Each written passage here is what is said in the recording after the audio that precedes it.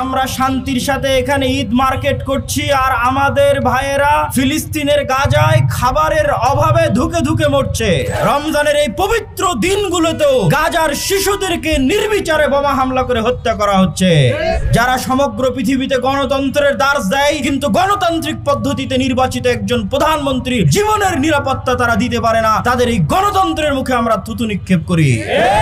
ভারতের বর্তমান সরকার সেই ওয়াকফ বোর্ডের আইনকে বাতিল করার মতো জঘন্য সিদ্ধান্ত নিতে যাচ্ছে। আমরা ইউনূস সরকারের কাছে উদাত্ত আহ্বান জানাই, পুনরায় আমাদের পাসপোর্টে এই লেখা ফিরিয়ে আনা হোক যে আমাদের পাসপোর্ট সকল দেশের জন্য প্রযোজ্য, কিন্তু ওই অভিশপ্ত দেশের জন্য প্রযোজ্য নয়। পাশাপাশি বাংলাদেশের সরকারকে আমরা সাধুবাদ জানাই, ছোট দেশ হলেও তারা শক্তিশালী স্টেটমেন্ট দিয়ে হামলার প্রতিবাদ জানিয়েছে। এই সেই মসজিদে আকসা সালাহুদ্দিন আইয়ুবী বিজয় করেছে, ইনশাআল্লাহ আমরা হই, আমাদের পরবর্তী প্রজন্ম হোক, এই মসজিদে আকসা আমরা বিজয় করেই ছাড়বো ইনশাআল্লাহ। আসসালামু আলাইকুম ওয়া রাহমাতুল্লাহি ওয়া বারাকাতুহু। আলহামদুলিল্লাহি ওয়াহদাহু ওয়াস সালাতু ওয়াস সালামু আলা মান লা নাবিয়্যা বা'দাহু। প্রশংসা আল্লাহ সুবহানাহু তাআলার জন্য, শান্তি অবতীর্ণ হোক মুহাম্মদ সাল্লাল্লাহু আলাইহি ওয়াসাল্লামের প্রতি। প্রিয় দেশবাসী, সম্মানিত উপস্থিতি, আজকে আমরা পবিত্র মাহে রমজানের এই দিনে রোজা অবস্থায়, ক্ষুধার্ত অবস্থায়, ভারাক্রান্ত হৃদয়ে এখানে উপস্থিত হয়েছি। রমজানের শেষ দশক চলছে, আমরা শান্তির সাথে এখানে ঈদ মার্কেট করছি, আর আমাদের ভাইয়েরা ফিলিস্তিনের গাজায় খাবারের অভাবে ধুকে ধুকে মরছে। আজকে আমরা মুসলমানেরা সামনে ঈদ, রমজানের শেষ দশক আনন্দে উদযাপন করছি। আমাদের মাথার উপর ছায়া আছে, বাড়িতে শান্তি নিরাপত্তা আছে, আর আমাদের ফিলিস্তিনের গাজার ভাইদেরকে এই পবিত্র রমজানের দিনে শান্তিমতো সাহারি, ইফতারি, তারাবি পর্যন্ত আদায় করতে দেওয়া হচ্ছে না। রমজানের এই পবিত্র দিনগুলোতেও গাজার শিশুদেরকে নির্বিচারে বোমা হামলা করে হত্যা করা হচ্ছে। এর চেয়ে হৃদয় বিদারক, এর চেয়ে নৃশংস, এর চেয়ে জঘন্য ঘটনা আর কি হতে পারে, যে রমজানের মতো এই পবিত্র দিনেও গাজার মুসলমানদেরকে একটু শান্তির সাথে সিয়াম পালন করার সুযোগ পর্যন্ত দিচ্ছে না এই বর্বর জালেম ইসরায়েলের সরকার। কিন্তু দুঃখ সেখানে নয়, তারা তো শত বছর থেকে হামলা করে আসছে। দুঃখ কোথায়? দুঃখ হচ্ছে আজকে সমগ্র পৃথিবী লাইভ চ্যানেলের সামনে, লাইভ টেলিকাস্টের সামনে এই দৃশ্য দেখছে। মুসলিম দেশের বিশ্ব নেতারা এই দৃশ্য দেখছে, কিন্তু কেউ তাদের মুখ দিয়ে টু শব্দ পর্যন্ত উচ্চারণ করছে না। ধিক জানায় এই সমস্ত মুসলিম নেতাদের উপর, ধিক জানায় এই সমস্ত বিশ্ব মোড়লদের উপর। আরো ধিক জানায় আজকের বিশ্ব মোড়লেরা গণতন্ত্রের দার্স দেয় সারা পৃথিবীতে, অথচ গাজার গণতান্ত্রিক পদ্ধতিতে নির্বাচিত প্রধানমন্ত্রীকে সমগ্র পৃথিবীর সামনে ইসরায়েল হত্যা করেছে।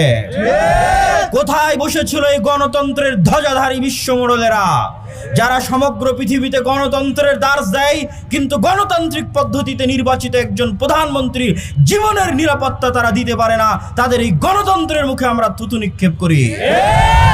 সম্মানিত উপস্থিতি, শুধু আজকে ফিলিস্তিনের গাজায় নয়, আজকে আমাদের পার্শ্ববর্তী দেশেও মুসলমানদের উপর জুলুম হচ্ছে।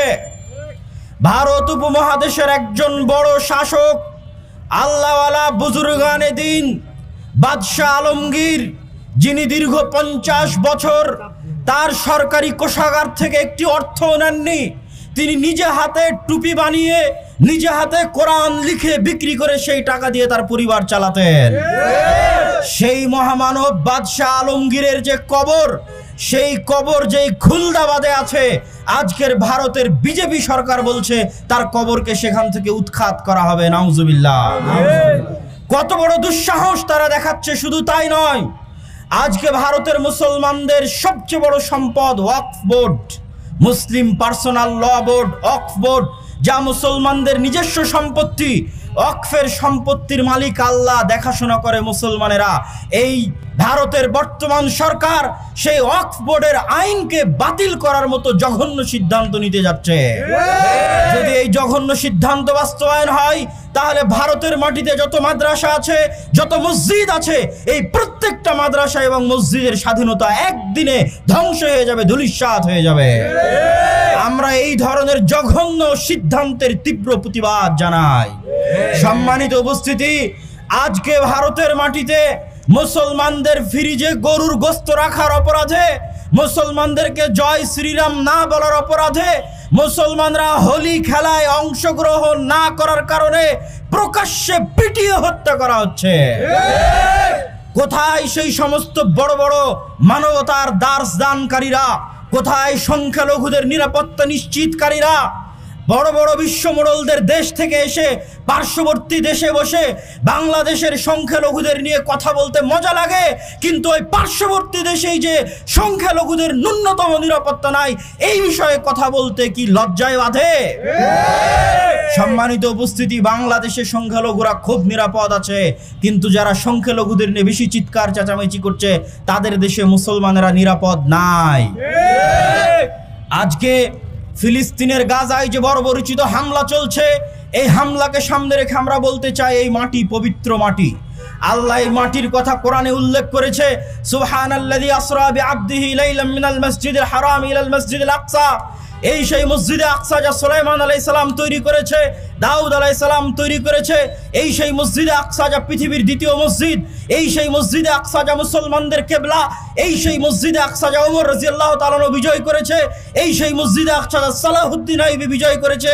ইনশাআল্লাহ আমরা হই, আমাদের পরবর্তী প্রজন্ম হোক, এই মসজিদে আকসা আমরা বিজয় করেই ছাড়বো ইনশাআল্লাহ।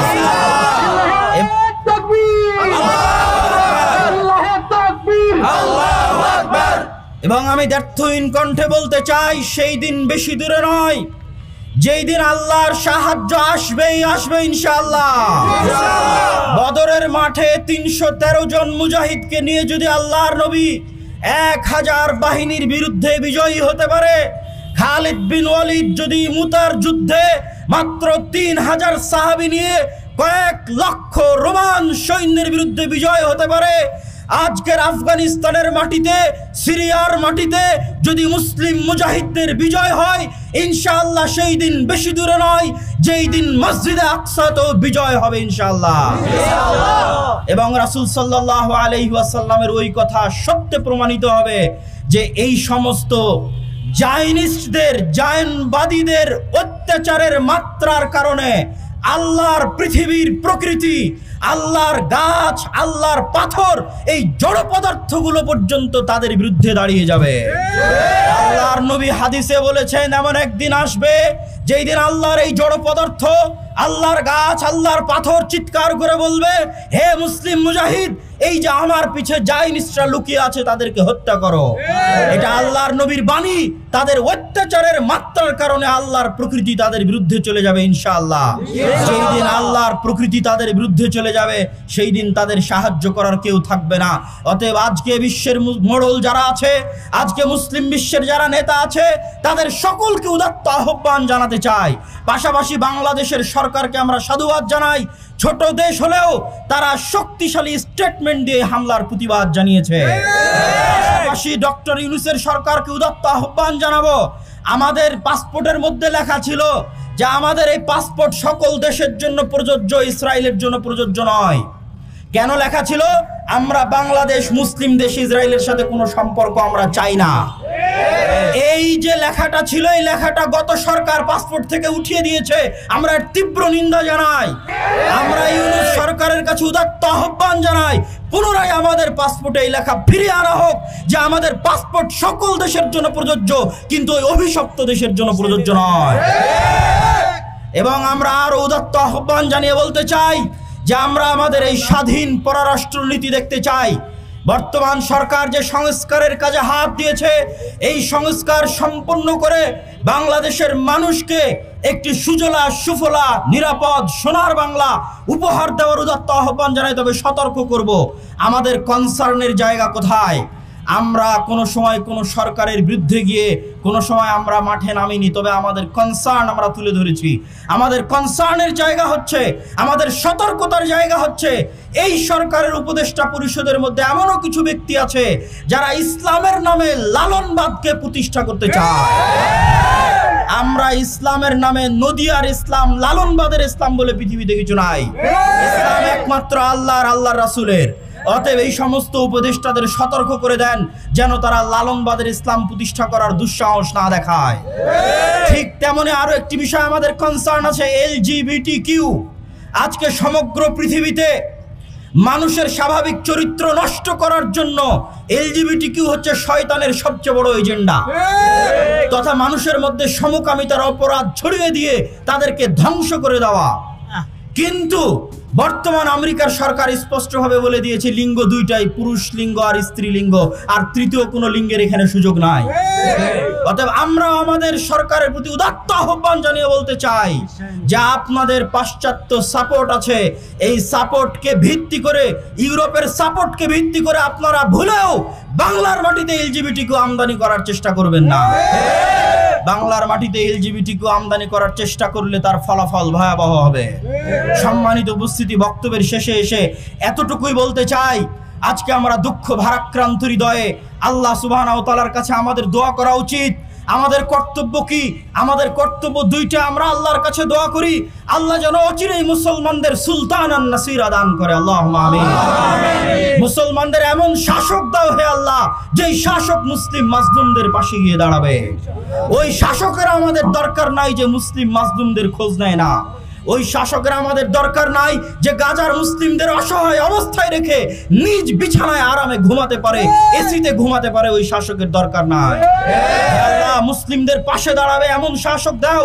এবং আমাদের আরেকটি দ্বিতীয় কাজ হচ্ছে আমাদের পরবর্তী প্রজন্মকে শিখিয়ে দেওয়া যে আমাদের পরবর্তী প্রজন্মের জন্মই হয়েছে মসজিদে আকসা মুক্ত করার জন্য। ইনশাআল্লাহ আমরা একদিন মসজিদে আকসা মুক্ত করেই ছাড়বো, এই আশাবাদ ব্যক্ত করে এই দোয়া আল্লাহর সামনে রেখে আমাদের সংক্ষিপ্ত বক্তব্য আজকে এখানেই শেষ করছি। ওয়া আখির দাওয়ানা আলহামদুলিল্লাহি রাব্বিল আলামিন। আসসালামু আলাইকুম ওয়া রাহমাতুল্লাহি ওয়া বারাকাতুহু।